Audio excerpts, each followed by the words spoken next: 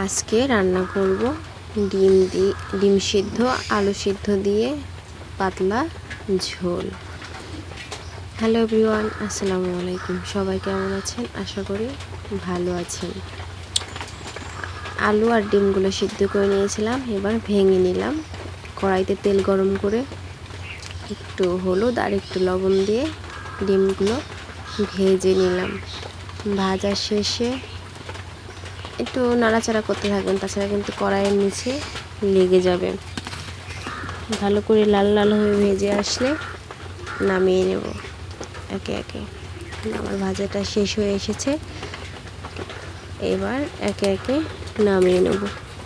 কার কার এলাকায় এইভাবে ডিম আলু দিয়ে পাতলা ঝোল খান বলুন তো, অবশ্যই কমেন্টে জানিয়ে যাবেন। আমার কাছে কিন্তু অনেক ভালো লাগে। এবার পেঁয়াজ মরিচগুলো দিয়ে দিলাম, দিয়ে পেঁয়াজ মরিচগুলো ভালো করে লাল লাল করে ভেজে নেব। এবার গোটা মশলা দিয়ে দিলাম, হালকা একটু পানি দিয়ে দিলাম।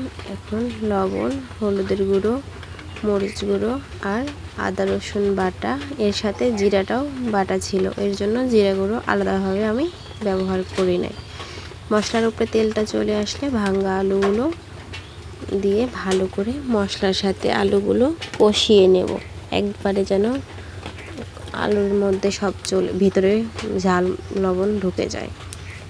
এবার ভালো করে কষিয়ে নিয়ে ঝোলের জন্য পানি দিয়ে দেব। আলুটা সিদ্ধ, এর জন্য বেশি করে ঝোল দিতে হবে না, যতটুকু রাখবেন ফুটিয়ে তার জন্য পরিমাণ মতো ঝোল দিয়ে দিবেন। এবার ঢাকা দিয়ে দিলাম, বলক হয়ে এসেছে ভালো মতো। এবার ডিমগুলো দিয়ে দেব, দিয়ে আর বেশ কিছুক্ষণ জাল করার পরে নামিয়ে নেব। এই তো রেডি হয়ে এসেছে ডিম আলুর পাতলা ঝোল। এটা কিন্তু খেতে কিন্তু অনেক মজার হয়। ডিম আলু ঝোলটা কষানো হয়ে এসেছে, অন্য এক পাশে ব্রয়লার মুরগি কষিয়ে রান্নার জন্য বসিয়ে দিলাম। এখানে পেঁয়াজ মরিচ ভেজে নিয়ে গোটা মশলা আর গুঁড়া মশলা বাটা মশলা দিয়ে সুন্দর করে কষিয়ে নিলাম। লবণ দিয়েছিলাম পরিমাণ মতো। ভালো করে মশলাগুলো কষিয়ে আসলে মশলার উপরে যখন তেলটা চলে আসবে, দেখুন কতটা সুন্দর হয়ে এসেছে কষাইতে কষাইতে। এবার মশলার উপরে তেলটা চলে এসেছে। এরপরে একে একে মাংসগুলো দিয়ে দেব, দিয়ে ভালো করে পরিষ্কার করে রাখছিলাম ধুয়ে টুয়ে। এবার কষিয়ে নেব ভালো করে,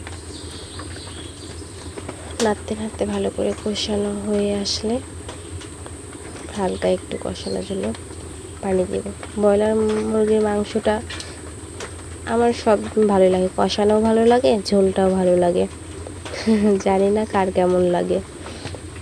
এই যে ভালো করে কষানো হয়ে এসেছে, এবার হালকা একটু পানি দিয়ে আর একটু ভালো করে কষিয়ে নেব। দু ফালা আলু দিয়ে দিয়েছিলাম, আমার মেয়ে আলু খুব পছন্দ করে, এর জন্য প্রায় মাংসতে ওর জন্য আলু দিতেই হয়। এবার কষিয়ে নিলাম ভালো করে।